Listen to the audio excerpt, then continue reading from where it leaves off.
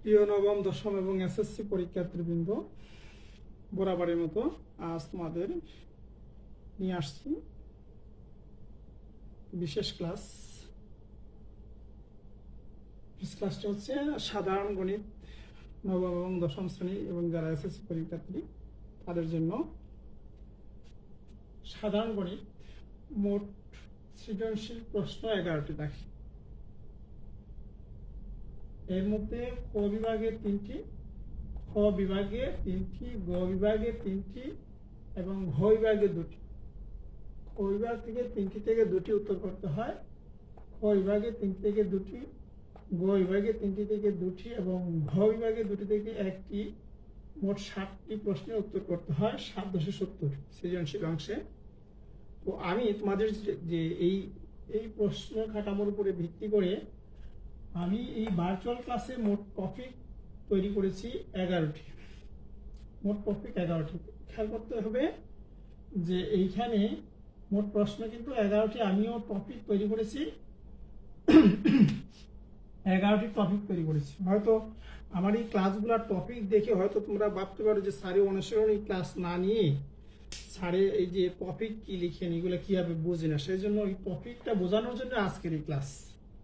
তো এই যে 11টি টপিক, অর্থাৎ একটা ভালো রেজাল্ট করার জন্য এবং জানার জন্য এটা আমি আমার নিজের মতো করে তৈরি করেছি।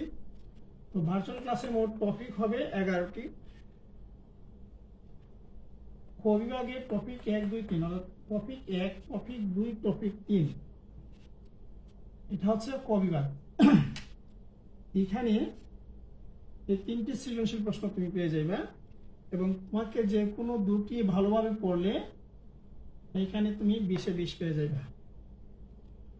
খ বিভাগে টপিক 4, টপিক 5, টপিক 6, এটা হচ্ছে খ বিভাগ। সেম একই রকম এখানেও তোমাকে যে কোনো 2টি টপিক যদি ভালোভাবে তুমি আয়ত্ত করো তাহলে এখানে 20 মার্কস তুমি পেয়ে যাবে।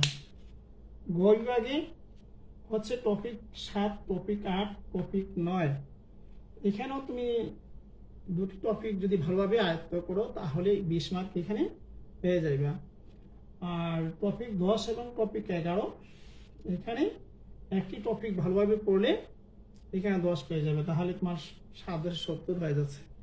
এই যে টপিকগুলো যখন আমি ক্লাস নেব সেগুলো অবশ্যই বেসিক সহ, এক্ষেত্রে তোমার 90 থেকেও তুমি ভালো করতে পারবে, কারণ এই যে টপিকগুলো প্রত্যেকটা টপিকের যে কোয়েশ্চেনগুলো আগে বেসিক জিনিসটা আলোচনা করা হয়েছে, বেসিক জিনিসটা আলোচনা করে তারপর টপিকগুলো এখানে ডিসকাস করা হয়েছে।